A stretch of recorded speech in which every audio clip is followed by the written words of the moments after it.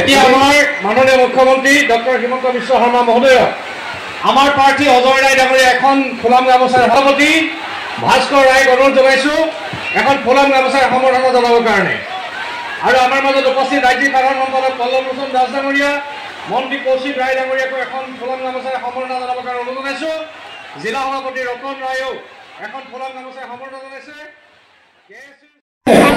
মোক প্ৰথম কৰিছে যে মনে লাগে ইয়াতে ইলেকশ্যনত মেচিনত আমি মেচিনত ভোট দিওঁ।